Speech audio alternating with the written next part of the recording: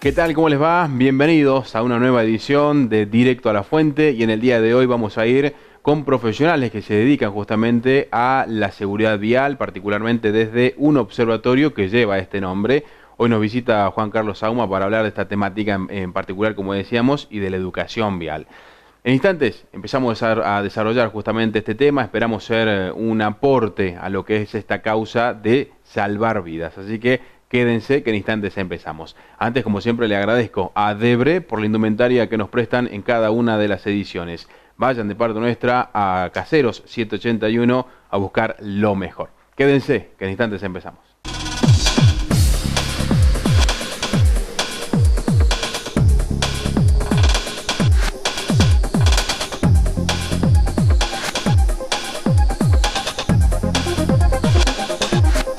Bueno, como decíamos en la apertura, hoy nos vamos a abocar a esta cuestión que es la seguridad vial y la educación vial. Porque, bueno, vamos a preguntarle ahora a un especialista del Observatorio justamente de Seguridad Vial sobre esta temática. Porque a mi parecer estamos un poco peor, ¿no? Venimos empeorando en realidad. Y vamos a abordar, como decíamos, la temática. Vamos a hablar con Juan Carlos Sauma, Charlie, para nosotros los amigos, por supuesto. Charlie, ¿cómo estás? Bienvenido. Bien, amigo, muchas gracias por la invitación. Muchas gracias. Bueno, la verdad que en lo que es seguridad vial, el tránsito, muchos coinciden. He hablado con gente, con los conocidos, por ahí hasta con los mismos desconocidos, y lo que uno ve, como que estamos mal, ¿no? No sé si estamos empeorando. Yo creo que sí, pero ¿cómo lo ven ustedes desde el observatorio justamente? A ver, estamos empeorando mucho y es preocupante en cuanto a estadística. Siempre decimos que no hay controles, no hay decisiones políticas, pero también hay que entender que depende de cada uno de nosotros. El problema no es solamente de Salta ni tampoco de Argentina, el problema es de Latinoamérica y es cultural. El problema es cultural. Ese cambio de cultura, de respetar las normas viales, tiene que venir de parte de cada uno de nosotros. Y si no entendemos que ese cambio tiene que partir por nosotros, vamos a seguir viendo día a día y portadas de diario, en noticieros, muertes inútiles, totalmente evitables. Casi un 100%. ¿No? Claro, 9 de cada 10 muertes son evitables. Una puede ser por las inclemencias climáticas, por la infraestructura, descompensación, pero son son accidentes que en realidad son poquitos. Pero 9 de cada 10 son por culpa nuestra, por conducir alcoholizado, por no respetar la velocidad de máxima, por no dar la prioridad de paso. Generalmente en las ciudades pasa eso. La gran cantidad de siniestros viales ocurre en las esquinas por no dar la prioridad de paso. El que circula por la derecha tiene la prioridad de paso, por no respetar el semáforo, por conducir alcoholizado, sin casco, o no usar el cinturón. O sea, son millones los factores por los cuales nosotros podemos cambiar esa realidad. Claro, por ahí uno plantea la situación y dicen, bueno, pero el tránsito, estamos muchísimo mejor que el tránsito en China, que en la India. Y bueno, pues son situaciones distintas. Estamos mucho peor que, por ejemplo, en países como Suecia, como Alemania, por poner ejemplos de ambos casos extremos, ¿no? Pero bueno, la realidad es que vivimos en Salta y que estamos aquí y tenemos que circular en la ciudad o en el país. A veces toca ir a otra provincia y es prácticamente lo mismo, ¿no? ¿Qué pasa? ¿Por qué la gente maneja así? Están las reglas del tránsito, está el carnet de conducir. Vos decías, por ahí tiene que estar el control, pero también después depende de cada uno, ¿no? ¿Por qué maneja así la gente? A ver, ¿por qué manejamos? Nos metamos en la bolsa. Sí, manejamos mal, en realidad. Y esto se debe generalmente a una falla humana. Por ejemplo, vos vas y sacas tu carnet de conducir. Cuando sacas por primera vez tenés clases por parte de la Dirección de Tránsito Municipal, pero son leves, en realidad son teóricas. No hay clases prácticas, en realidad, no hay clases prácticas. Entonces, ¿quién te enseña a vos? ¿Un familiar, un amigo, tu papá, tu abuelo? Entonces, esos errores que tienen esas personas se transmiten de generación en generación a vos. Entonces, por ejemplo, tu papá te está enseñando, y claro, como vos te enseña y no se coloca el cinturón de seguridad, vos aprendés que esa acción que él hace, porque él te está enseñando, porque justamente él es el educador, está bien. Entonces ese error se transmite al hijo, al amigo. Ese error justamente hay que revertirlo ¿con qué? Con educación. Se revierte en educación, tanto en los niños, por ejemplo, que son agentes multiplicadores y son ellos los conductores del mañana, en las escuelas. Pero también educación en las entregas de licencias nacionales de conducir. Hay países, no nos vayamos lejos a Europa ni a África, nos vayamos acá. Por ejemplo, Brasil tiene aproximadamente en horas cátedra teórica unas 40 horas cátedra para teoría. Después tenés aproximadamente 12 clases virtuales para conducción. Y tenés aproximadamente unas 10 clases reales, en tiempo real, con un vehículo adaptado para la educación en conducción, ya sea de moto o de un automóvil, para que ese conductor que va a salir a la vía pública sepa conducir. Y acá no tenemos. Acá, con el mejor de los casos y el mejor de los tiempos que uno puede llegar a demandar, a hacer la licencia nacional de conducir, en una semana lo tenés. ¿Y allá, por ejemplo, con esta modalidad? Y allá con esta modalidad, aproximadamente un mes y medio para tener tu licencia. Eso si va bien todo, claro. Si tenés porque son exámenes rigurosos, son exámenes por periodos. Entonces, si vos vas bien y vas avanzando correctamente, en un mes y medio lo tenés al carnet de conducir. Y por lo general, no tengo la experiencia en Brasil, fui hace mucho, pero no tengo la experiencia actual, digo. ¿Y cómo manejan allá después, una vez que obtienen el carnet? A ver, hay conductores que son imprudentes. De por sí el brasilero maneja muy rápido, pero sabe que cuando va en la vía pública, sabe ciertas limitaciones. Hay muchos radares en las rutas brasileras. Entonces ellos saben que tienen que respetar las velocidades. Obviamente que hay algunos vivos que no respetan las velocidades, que saben que cuando llegan a un punto de control de velocidad disminuyen justo en ese punto. Claro. Pasa aquí, camino a San Lorenzo. Es el común del latinoamericano, sí. El de evadir siempre las leyes.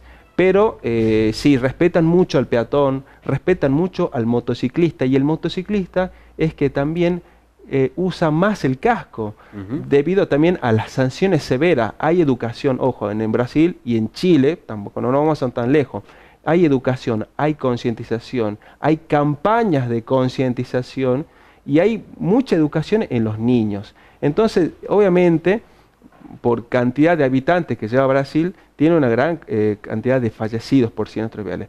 Pero en comparación, no es tanto como los de Argentina. Y por ejemplo, yo sí tengo la experiencia más cercana en Chile, ¿no? Allá, el que va en auto, frena, ve un peatón y frena en la esquina. Sí. El peatón pasa, no hace falta un semáforo, nada. El conductor frena. Uno va allá en auto, me tocó ir en auto y cumplía con esa regla. Yo sabía que tenía que llegar y darle el paso. Pero después volvemos a Salta y yo trato de darle el paso al peatón, ¿no? Pero por ahí, bueno, te lleva a la situación y no terminas dando el paso, digo. Claro. ¿Por qué ese cambio? ¿Por qué allá sí, acá no? Cuando acá deberíamos también hacerlo. Y bueno, es buena esa reflexión, porque en realidad nosotros, a ver, la gran mayoría sabe que las sanciones en Chile son severas. Si a vos te encuentran violando la señal de pare, que para ellos es, y a nivel latinoamericano, es una de las prioridades fundamentales que tenemos que cumplir. Si violamos esa señal pare, nos quitan la licencia nacional de conducir, nos quedamos sin licencia. ¿Quién conduce? Claro. Entonces, y retirarla es peor, porque el costo de retiro de la licencia, más todo el tiempo que te lleva en los trámites administrativos, es severo. Entonces, justamente, por esa sanción, nosotros respetamos. Acá no. Acá las leyes son más accesibles, más light, digamos. Entonces vos vas, por ejemplo, a estacionar más. Vas y en lugar no permitido, vas en una escuela y dice, acá no puede estacionar porque está permitido para vehículos escolares. ¿Y qué hacemos nosotros? Vamos y no estacionamos. Vienen, nos hacen la multa, total, la pago.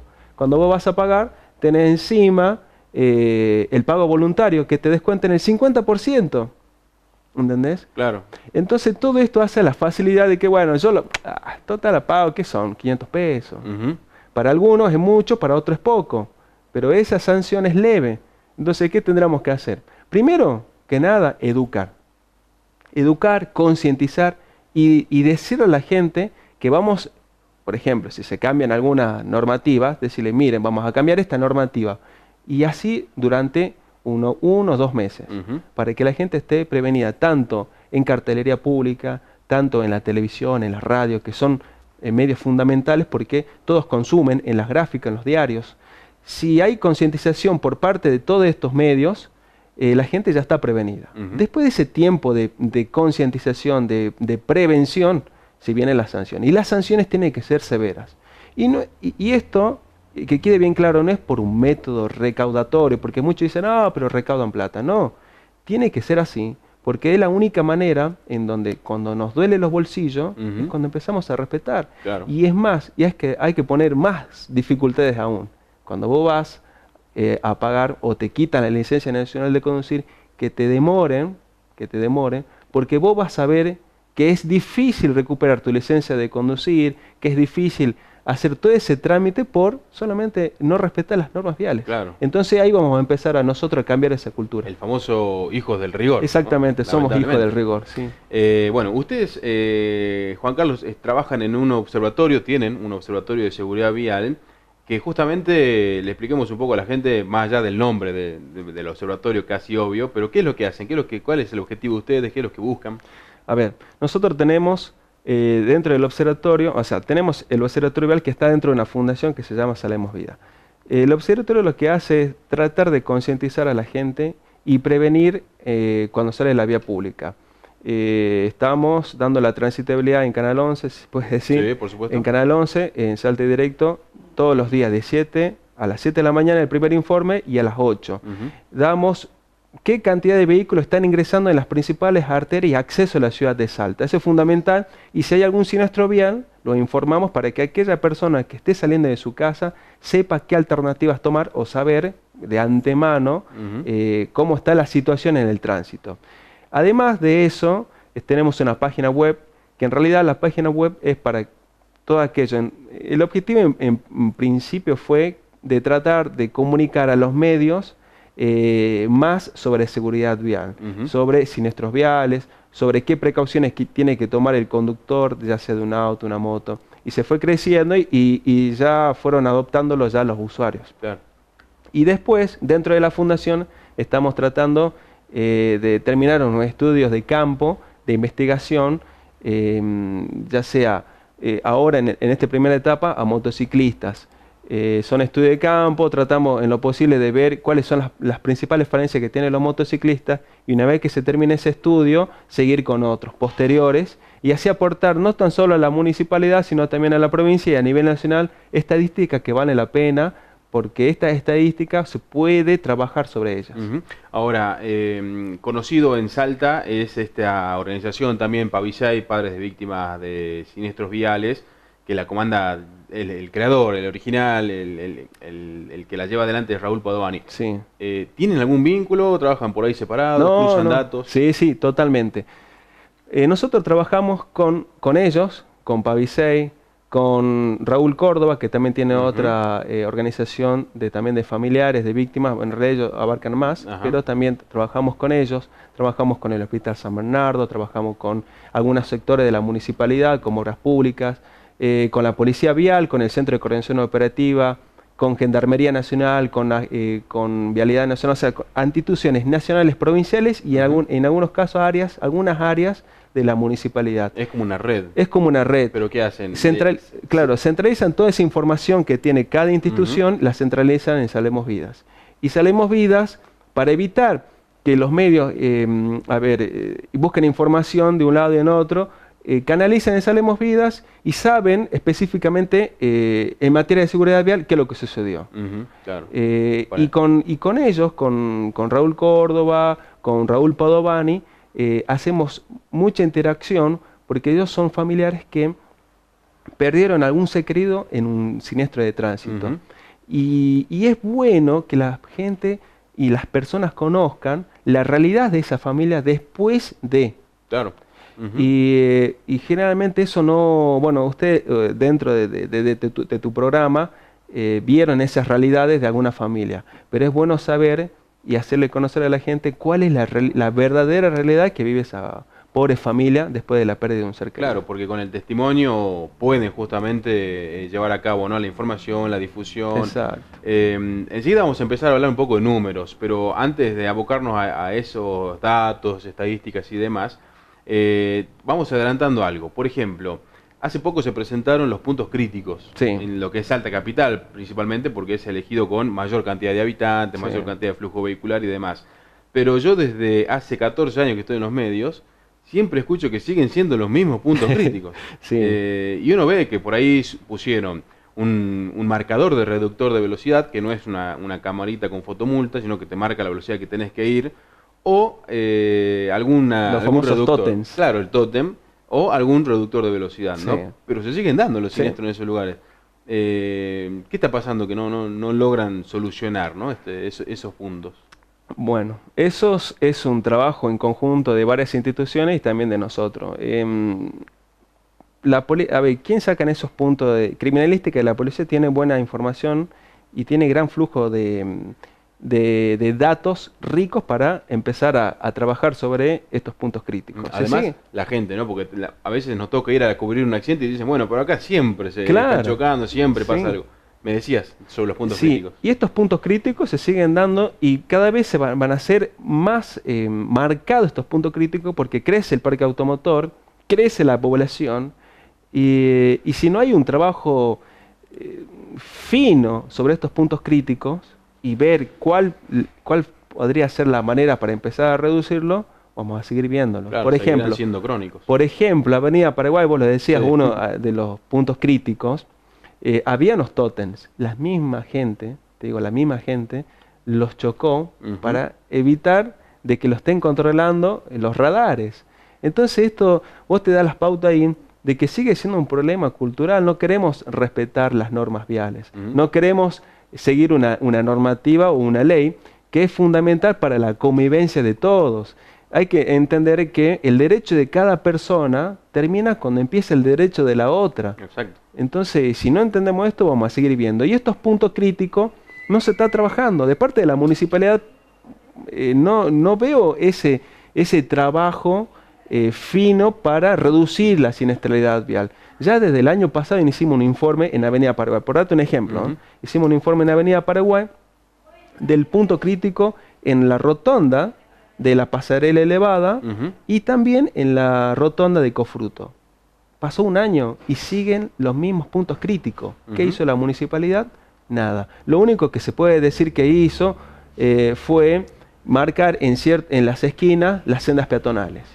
Es lo único. Pero bueno, con el tiempo se desgastan y vuelven de nuevo a la misma situación. Claro, y además lo que decíamos, ¿no? No se respeta el paso del peatón. No se respeta el Por más paso que de esté la peatón. senda. Y el peatón, porque no hay que echarle toda la culpa al conductor, el peatón, por ejemplo, en la pasarela elevada, no respeta la pasarela. Ujú. Y vos ves que cruzan por debajo, por la avenida, por la por avenida. abajo. Ujú. Entonces, bueno, esto es porque no hay una concientización, la gente al no sentirse controlada, porque lamentablemente nos tenemos que sentir controlados para que respetemos, lo va a seguir haciendo. Ujú. Y vamos a seguir viendo estos puntos críticos durante mucho tiempo hasta que no se trabaje duramente. Claro. Bueno, enseguida volvemos y vamos a empezar a hablar de números, de estadísticas, para visibilizarlos, ¿no? Por ahí son números fríos en muertes, pero representan justamente una vida, y otros números que son indicadores y hay que trabajar sobre ellos. Estos datos los tiene el Observatorio de Seguridad Vial. Ya volvemos.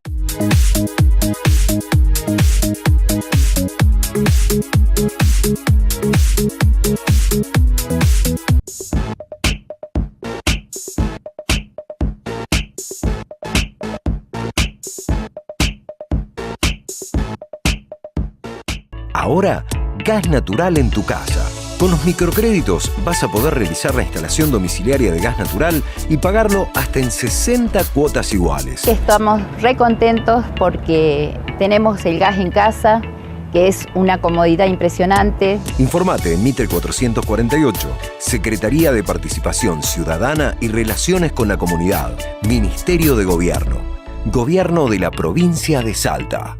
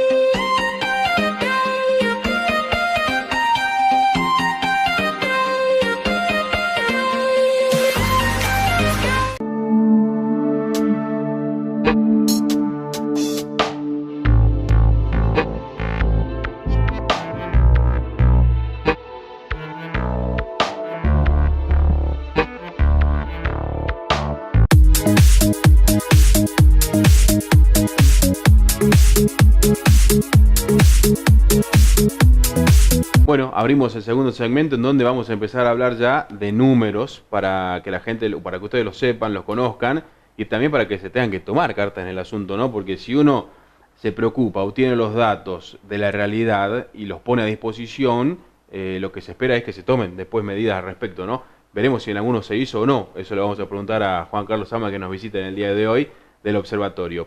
Bueno, Charlie en confianza, ¿no? Somos amigos y colegas además. ¿Qué datos están manejando? Porque hay datos provinciales, municipales, nacionales también. Bien, empezamos por estadísticas nacionales. A nivel nacional se realizó un estudio en cuanto a las regiones. Y la región del NOA es la segunda región después del NEA que más protagoniza siniestros viales graves. Esto estamos hablando de un 26% a nivel nacional y el 28% en el NEA. O sea, estamos en el NEA 28%, el NOA 26%. Y es grave porque en cuanto a siniestralidad son muchos, representa una gran cantidad. Pero si hablamos peor de morbilidad, que serían las personas que quedan con lesiones, con heridas graves o con alguna discapacidad, esto representa un 30% y estamos en el ranking en el número 1. Y en cuanto para que lo veamos más real, o sea, cada muerte que ocurre en el NOA, 5 quedan con alguna discapacidad y es muchísimo. Claro. Es muchísimo. ¿Por qué es muchísimo? Porque en cuanto a las muertes y en cuanto a los heridos graves o con discapacidades, en dinero económico a la Argentina le cuesta el 1,3% del PBI anual.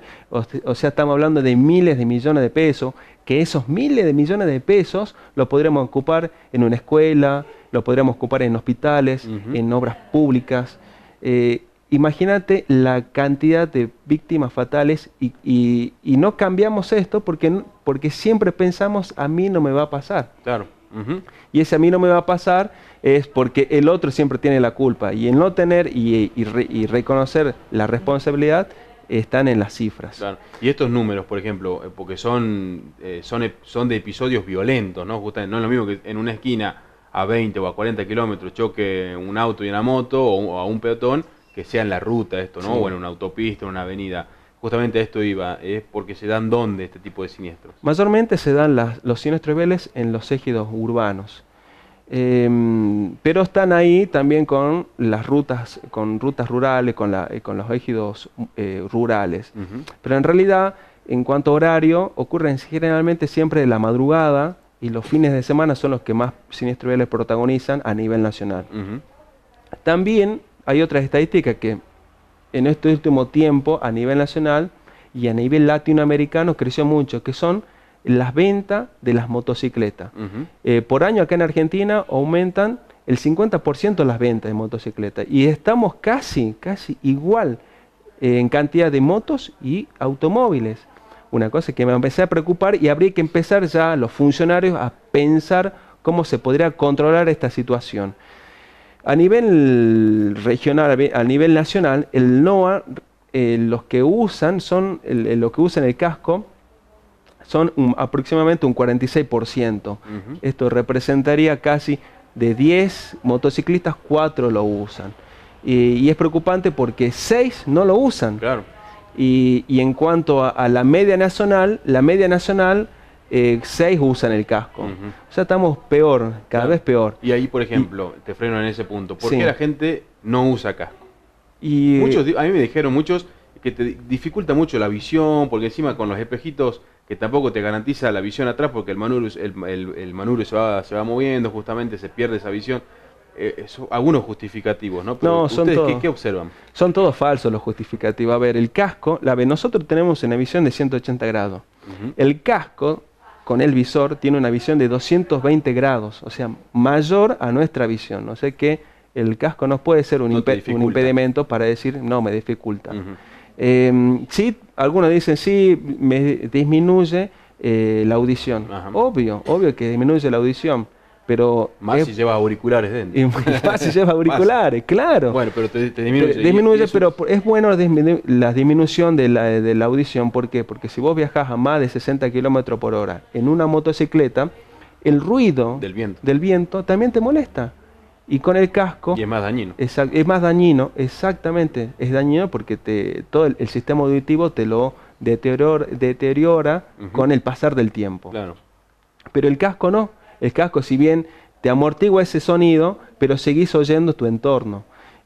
Son muchos justificativos que pone la gente para no usarlo, pero en realidad... Además porque muchos quieren que vean quién va en la moto, ¿no? Exacto, o a mí me queda mejor el cabello volando, claro. Cuando después el cabello en el asfalto te va a quedar de otra manera. No te frenas. Claro, no te frenas. O sea, los justificativos que se suelen dar no son para nada válidos. No son para nada válidos. Hay que usar el casco. Es que usar el casco, exactamente. Y además, vos fíjate, hay un control. Hagamos de cuenta que está tránsito municipal controlando. Hay muchos motociclistas que lo usan al casco como una gorra. Como visera. Como visera, ¿cierto? Cuando ven un control, se lo baja. Entonces a vos te da la pauta de que si hay controles, que si están controlando, la gente lo empieza a usar. Y cuando llegan al puesto, ¿se chequea que esté prendido además el casco? En algunos casos sí, en otros no, pero si ya lleva el casco, lo único que tiene que hacer el inspector, abrochate porque no se usa así. Ah, pero yo lo tengo colocado. Bueno, no le puede hacer una infracción, pero sí decirle, mira, el casco lleva, claro, porque la gente va ajustado. Muchos se lo ponen como una gorra y salen a la ciudad y claro, en un momento de impacto y el casco se te va a salir. Voy a darte unas imágenes en donde hay personas que usan el casco, pero mal. Entonces cuando tienen un impacto, esto son imágenes del Centro de Coordinación Operativa, ¿no? Cuando tienen un impacto, el primero que sale el casco. Claro. Y tu cabeza sigue siendo, es como que si no hubieras usado nunca el casco. Y es la primera que impacta en la cinta asfáltica. Además, por una experiencia de cobertura que tuve, el casco, ¿en qué porcentaje te salva la vida? Porque no es que si vos llevas casco, sos inmortal, te vas a salvar en un siniestro, ¿no? Pero ¿en qué porcentaje? El casco te reduce un 70% de las probabilidades de tener una lesión cerebral. Y un 40% de las probabilidades de morir. Claro. O sea que tenés 6 veces más si vos tenés un siniestro, tenés 6 veces más la probabilidad de tener vida. Y 7 veces más si tenés alguna lesión en la cabeza. Claro. Y hay que entender, tu cabeza es que maneja todo el cuerpo. Si vos tenés una lesión o un pequeño golpe, en algún momento vas a tener alguna lesión en alguna parte. Mi papá me decía siempre, el paragolpe de la moto es tu cabeza. Así que si vas a andar, usa casco, me decían, ¿no? Principalmente. Después está el otro tema, la calidad del casco. La calidad del casco. Y cuando uno compra la moto, ¿te tiene que dar el casco también? Bueno, exacto, eso es una muy buena pregunta porque hay muchos que no saben que cuando vos vas y compras una moto, te tienen que dar los 2 cascos. Siempre están las promociones, decir, bueno, comprar la moto, llevas el casco del conductor y te regalamos el casco del acompañante. No, señores, no. ¿Es obligación? Es obligatorio, por ley está... es tipificado en la ley de que la moto tiene que ir con 2 cascos, obligatorio. Nadie te regala nada y es más, eso está dentro del valor del vehículo. Claro, es parte entonces. Es parte del vehículo. Claro. Entonces vos no podés, o aquel concesionario no puede entregar un casco, no, es reglamentación entregar los 2. Y tienen el dato de, por esa oferta, que la gente diga, no, me ahorro unos pesos y no te llevo ningún casco, lo compro después por ahí. No. Por lo general llevan. No, lo tienen que llevar. Y si no lo quieren, no importa, bueno, usted acá tiene los 2 cascos, nosotros le entregamos, usted a lo que usted quiera. Pero en realidad es obligatorio que entreguen el casco, quiera o no quiera el comprador. Claro. Y otra cosa que hay que tener en cuenta es la homologación de los cascos, como lo decías. Tienen que estar homologados, tiene que decir la certificación por lo menos del INTI, si son cascos nacionales. Y si son cascos internacionales, por ejemplo, bueno, hay muchas marcas internacionales, pero tiene que ser la avalación, por ejemplo, europea, una E, o también las norteamericanas, que son las no me acuerdo bien el nombre, bueno, las NOSDE creo que se llaman. Pero tiene que estar impresa o pegada atrás del casco. Tiene que tener un montón de logotipos atrás del casco, la medida del casco, homologación, que está certificado por el INTI, tiene que tener encima un código de barra, o sea, todo eso tiene que estar detrás del casco. Si no está detrás del casco, quiere decir que el casco no está homologado. Claro. ¿Y por qué siempre decimos que el casco tiene que estar homologado? Por ejemplo, en Bolivia te cruzas la frontera y hay muchos cascos en venta. Y son baratísimos, encontrás cascos de 150 pesos. Mirá vos. ¿Y cuánto sale un casco? Y un casco actualmente debe salir homologado 700 pesos. 600, 700. ¿Y qué pasa con eso de 150? Esto de 150 pesos, vos una vuelta compramos para ver realmente cuál es la diferencia entre el homologado y el barato. Ajá. Lo hicimos caer así, de esta altura. Debe tener 1,20 m. Se partió a la mitad. Y vos te das cuenta que es una caída de 1,5 m, o sea, no lleva velocidad, claro, nada, desde el punto muerto hacia un punto fijo, nada más. Imagínese, uno va a 40, sí, en un siniestro. Se parte en 20. Como mínimo viajas a 40, como mínimo, imagínate. Claro. Hablamos del casco, de las motos, porque decíamos, representan qué porcentaje de los siniestros en lo que es Salta o la región. A ver, en cuanto a siniestro vial a nivel nacional, representan un 46% la cantidad de siniestros viales. Y si hablamos acá en Capital, y es una estadística que realmente preocupa, el 70% de los que ingresan a la guardia del Hospital San Bernardo son motociclistas. Y es muchísimo, aproximadamente, es muchísimo. ¿Y de ese 70% está en estadísticas cuántos son de producidos en la ciudad capital, cuántos en el interior? No hay, el Hospital San Bernardo no tiene clasificado bien. Por ahí no pregunta de dónde es, sino que claro, es moto o auto. Es moto o auto, o sea, todavía están en tratar de definir y en afinar esos detalles, pero sí, gran parte de ese porcentaje son también de capital debido a la gran cantidad de habitantes que hay. Pero sí hay muchas derivaciones del interior de la provincia con lesionados en motocicletas. Claro. Pero todo esto suma, de capital y del interior suman a este 70%, que es grave y realmente habría que empezar a pensar qué se podría hacer con estos conductores. Salimos siempre al interior de la provincia, hacemos cobertura, hacemos controles vehiculares con la policía vial, y vemos, y la verdad que esto es preocupante, hay muchos conductores menores de edad. O sea, te estoy hablando de niños de 12, niños de 9 años. Por ejemplo, una vuelta vimos en Orán, en una de escuelas primarias de Orán, un nene de 9 años conduciendo una motocicleta y llevando a su hermanita de 6. Entonces vemos la peligrosidad que conlleva esos conductores y la falta de irresponsabilidad que tienen los padres. Eso te iba a decir, mucha gente dice, ¿dónde estarán los padres? Claro. Y ¿qué se desprende algo de ahí? ¿El padre no le interesa o está naturalizado tomando en la moto? Exactamente, está naturalizado la conducción de motocicleta en menores de edad. Y hasta que esa familia no sufra un siniestro vial, no va a tomar conciencia. Imagínate, es parte de la cultura, es parte de la naturaleza salteña regalar a los 15 años una motocicleta, ¿entendés? O regalar para cualquier cumpleaños tu primera motocicleta, hija o hijo, tu primera motocicleta. Claro, o para el primer trabajo, para ir a la universidad, tal vez, o para moto. Exactamente, y no nos damos cuenta que en vez de darle las llaves de un vehículo, le damos las llaves de un arma. La usan como un arma, en realidad. Exactamente, ¿no? Porque si no tienen todas las medidas de seguridad, si no llevan el casco, es una muerte casi segura. Si nos ponemos a pensar 2 segundos, papá, mamá, seguro que nos estás viendo, cerramos los ojos y pensemos, ¿qué pasa si yo ahora en este momento no lo tengo a mi hijo? Yo le doy la moto y en un siniestro vial lo pierdo. Y decime vos, ¿qué pensás en ese momento cuando no lo tenés? Bueno, así, pensalo ahora que lo tenés antes de pensar que después de que pase eso ya no lo tenés. Entonces eso hay que pensar. He visto que se usa mucho la moto como si fuese una bicicleta. Sí. ¿No? A la hora de tener que circular por las calles, vemos que se meten en una calle con doble fila, circulando, se meten por el medio o te pasan entre dos, como lo que hace lo que uno ve que hace la gente en bicicleta. También a veces uno lo hizo, porque la bicicleta, claro, vas más lento, por ahí es más fácil de maniobrar. Pero mucha gente la usa así, ¿no? Como una bicicleta prácticamente, sí, ¿no? Es que muchos han pasado de la bicicleta a la motocicleta. Y te aseguro, y en muchos casos operativos que realizó Tránsito Municipal y la Policía Vial a nivel provincial, hay muchos conductores que no tienen la licencia nacional de conducir y siempre dicen, bueno, me lo olvidé. Igualmente se retiene el vehículo. Pero te da la pauta... pues te puede mentir. Generalmente siempre tiende la humanidad a mentir en estos casos de controles. Entonces, te da la pauta que muchos motociclistas no tienen la licencia nacional de conducir.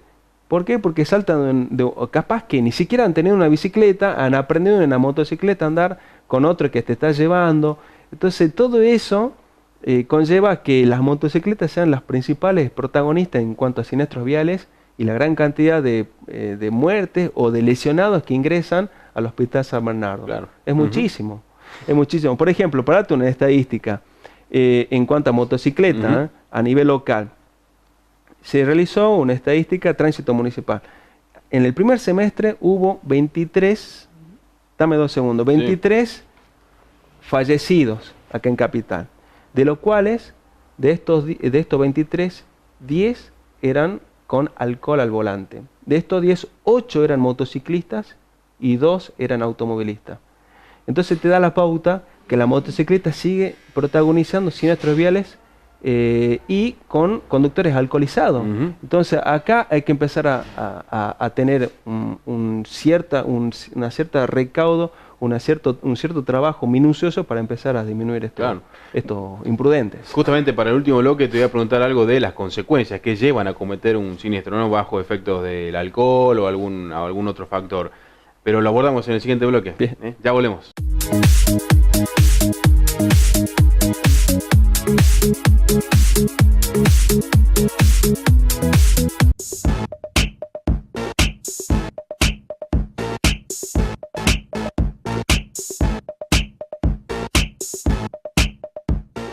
Ahora, gas natural en tu casa. Con los microcréditos vas a poder realizar la instalación domiciliaria de gas natural y pagarlo hasta en 60 cuotas iguales. Estamos re contentos porque tenemos el gas en casa, que es una comodidad impresionante. Informate en Mitre 448, Secretaría de Participación Ciudadana y Relaciones con la Comunidad, Ministerio de Gobierno, Gobierno de la Provincia de Salta.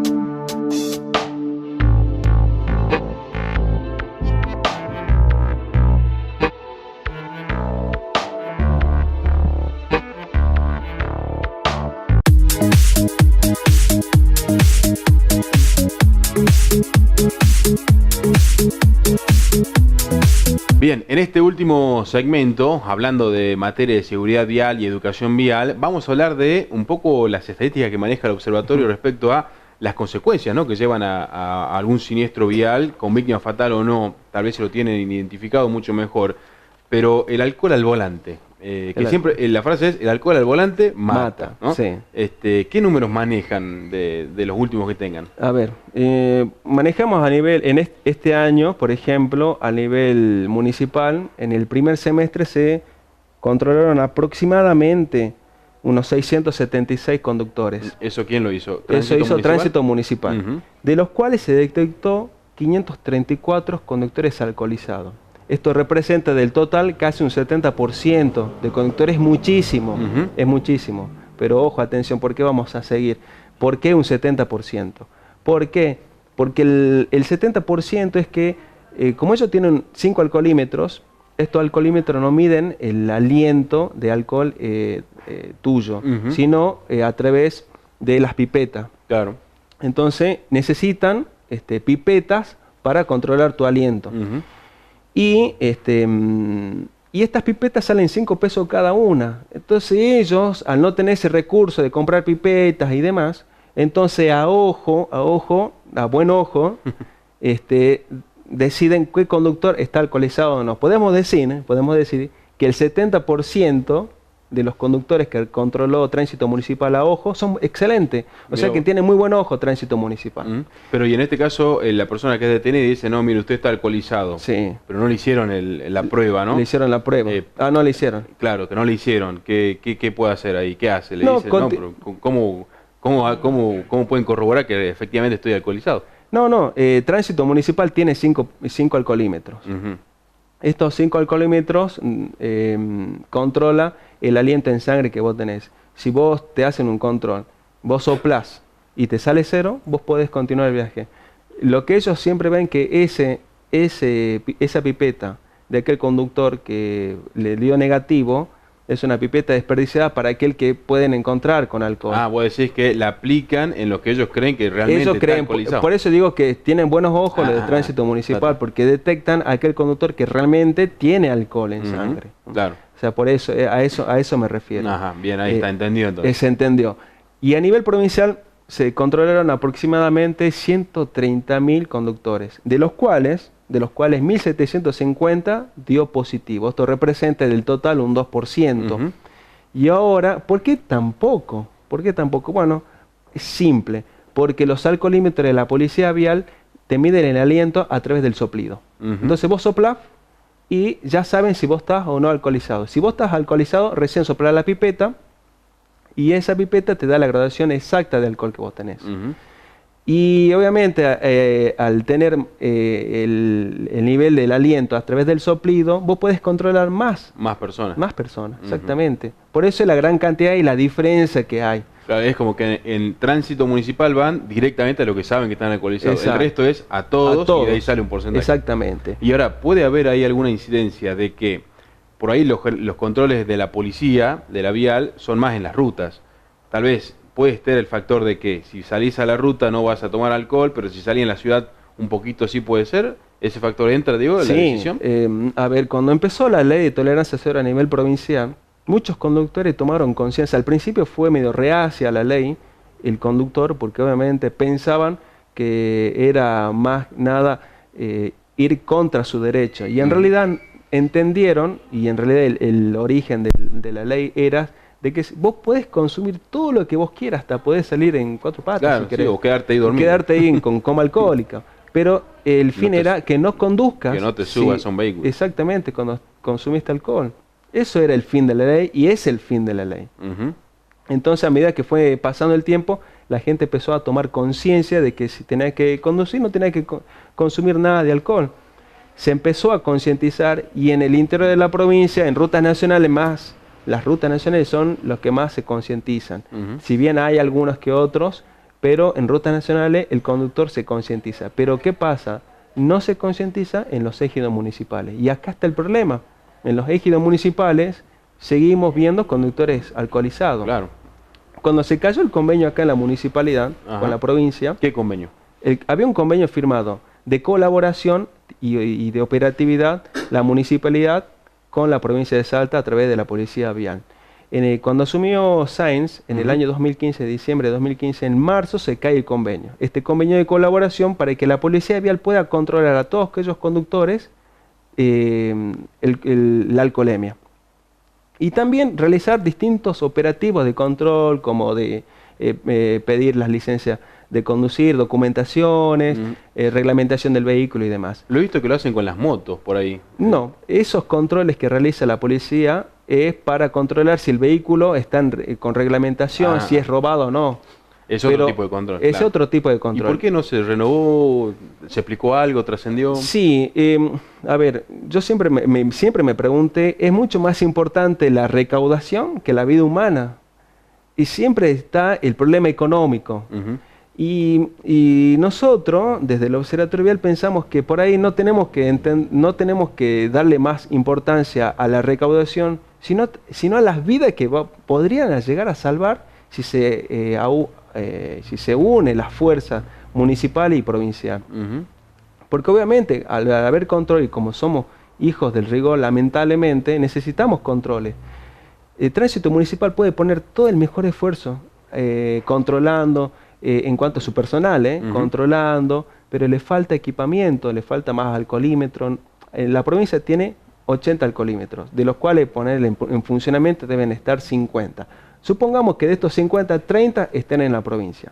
Decime o no, si vos sabiendo que te van a controlar, vos vas a consumir alcohol cuando vas a conducir. No lo vas a hacer. Sí, claro.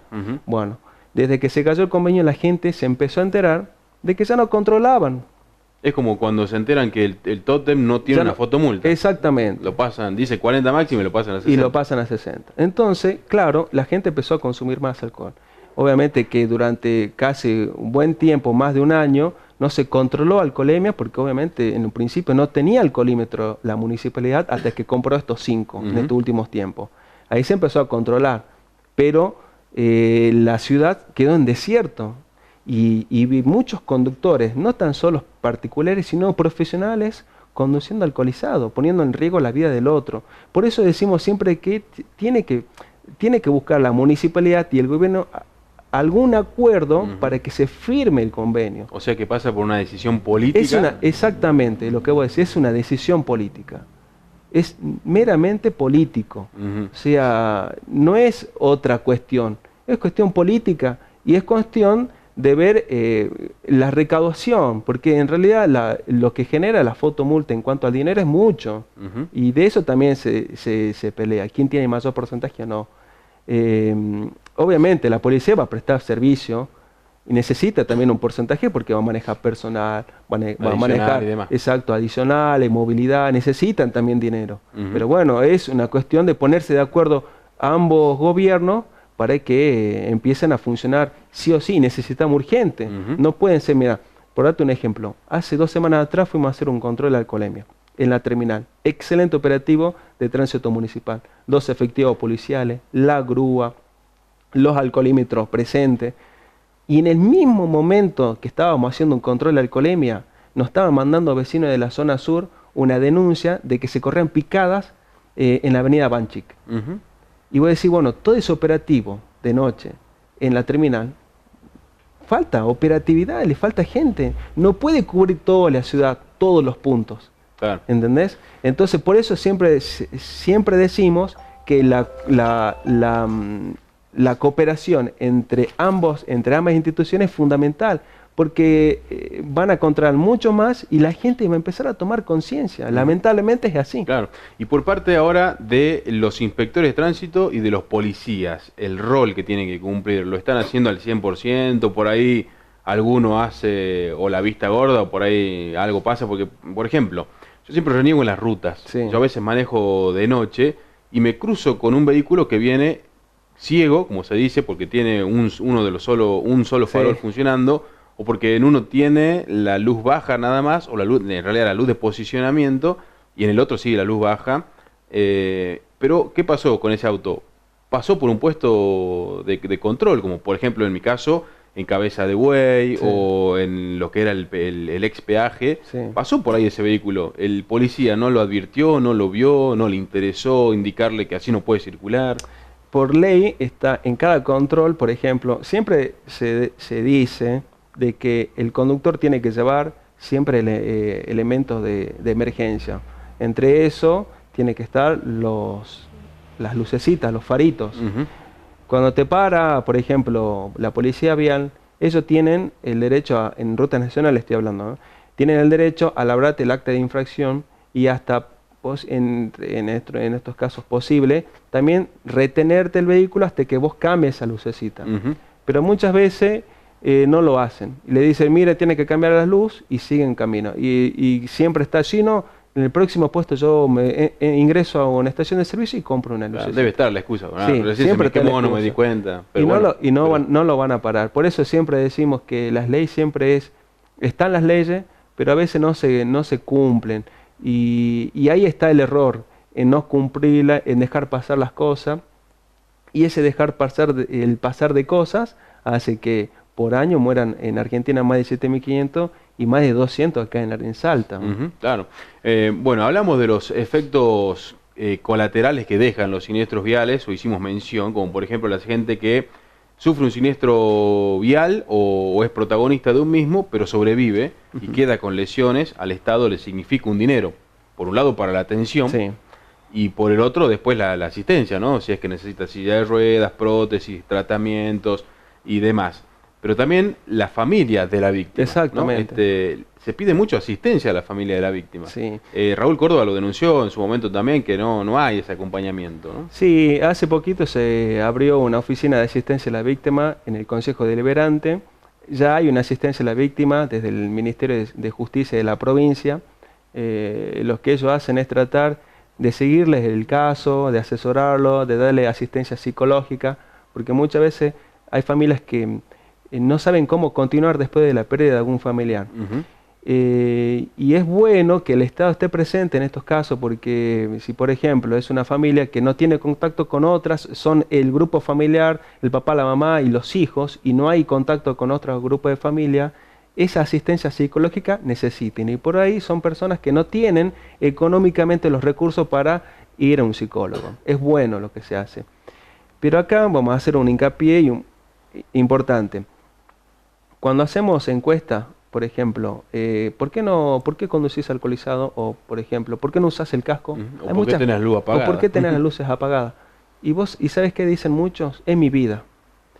Y eso, y con el perdón, con todo el respeto, es un ignorante. Es un ignorante. ¿Por qué? Porque cuando vos llegas a tener un siniestro vial, todos nosotros vamos a tener que pagar tu atención. ¿Por qué? Porque interviene el SAMEC, interviene la policía, ponerle que intervenga también emergencia de la municipalidad. Después llevarlo al hospital San Bernardo, ese traslado, la atención en el hospital. El uso de la cama. El uso de la cama. Ponerle, justamente había una señora que capaz tenía un problema más grave y no, porque vos le quitaste ese lugar a esa persona. Todo ese gasto que implica el no me importa, es mi vida, no. Porque al fin y al cabo después todos terminamos pagando esa irresponsabilidad. Y más si le quita la vida a otra persona, o si en cuestiones materiales, si te abolla el auto, si te rompe el parabrisas. Y peor aún si es sostén de familia. Peor, por ejemplo, un papá que por una irresponsabilidad pierde la vida. ¿Cómo va a vivir esa familia si era el único ingreso económico que tenía? Entonces es realmente un problema cultural y económico, sobre todo a nivel familiar. Claro. Por eso siempre decimos que hay que pensarlo 2 veces antes de salir a la calle y cumplir las normativas. Por último, ¿qué sensación te dejan 2 hechos? Esta semana se conoció por cámaras del 911 justamente, de un grupo de motociclistas que bajaban del monumento a Güemes, por el paseo Güemes, todos en grupo, ninguno respetaba nada, ¿no? Y después se metieron en contramano por Bicentenario. Y el otro caso, el de este joven jujeño que alcoholizado se metió por la peatonal Alberdi increíblemente hasta llegar a la zona del Cabildo, ¿no? Vos que trabajás en esto de seguridad vial, educación vial, y ves estas cosas, ¿qué te genera? Y no, la verdad impotencia porque ya los vecinos, por ejemplo, de la zona del monumento Güemes vienen denunciando durante mucho tiempo. Y los jóvenes, porque son muchos jóvenes que ocupan la motocicleta, y del grupo de motociclistas, ven siempre el momento justo para ingresar al monumento Güemes, para circular en grupo, y cuando ven la presencia policial, todos huyen. Se dispersan. Exactamente, y se creen que son los rápidos y furiosos. Y en realidad, eso es la falta de irresponsabilidad y la falta de madurez que tienen la mayoría de los jóvenes. Será bueno que se los sancione, se le quite la moto, o digan, bueno, todo este grupo vengan y vamos a dar una clase de educación vial durante una semana. Entonces, cambiarle la mentalidad y decirle, mira, ¿por qué vas así? ¿Por qué conducir de esa manera tan imprudente, en contramano? El tema del conductor, el jujeño, que también manejó sobre la peatonal Alberdi, también una responsabilidad, porque en Jujuy también está la tolerancia cero. Entonces, y también hay un convenio siempre de colaboración firmado entre Salta y Jujuy, o sea que también el conductor sabe que no tiene que conducir alcoholizado, sabe. Pero bueno, lamentablemente, como estamos en Argentina, no hay controles rigurosos, no hay sanciones rigurosas, y entonces vamos a seguir viendo conductores alcoholizados por todos lados. Si por ejemplo vos vas a Brasil y te encuentran alcoholizado, tenés un día de arresto. Un día de arresto. Claro. Decime vos si vos vas a conducir alcoholizado en Brasil. Claro, no, por la duda no. Por la duda no. No, mejor no. Entonces, si vos te subís acá en Argentina y estás alcoholizado, me llegan a atrapar, no quiero estar un día en cárcel. Exacto. Porque además tenés antecedentes penales. Bueno, Juan Carlos, te agradezco mucho la visita, que haya respondido también a la entrevista. No, gracias a ustedes y bueno, felicitar realmente el esfuerzo que también hacen y el granito de arena que aportan en materia vial, porque no solamente salvemos vidas, sino es todas las instituciones, todos los medios de comunicaciones. Creo que cambiar la concientización vial también depende de los medios de comunicaciones. ¿Por qué? Porque si informamos un siniestro vial, detrás de esa información de siniestro vial va el consejo. Porque de esa manera, más allá de que no haya tantas campañas publicitarias, el comunicador de decirle, mire, tienen que usar el casco, tienen que usar el cinturón de seguridad, o el que va por la derecha siempre tiene la prioridad de paso, esos consejos hacen que cada persona que esté escuchando en ese momento cambie de opinión o sepa en ese momento qué es lo que tiene que hacer. Así que felicidades también a ustedes. Te agradezco y ojalá que podamos aportar a la causa, ¿no? No, muchas gracias a ustedes. Le agradecemos a Juan Carlos Sauma. Así llegamos al final de esta nueva edición en la que quisimos abordar justamente este tema, el de la educación vial y la seguridad vial en particular. Será hasta un próximo encuentro.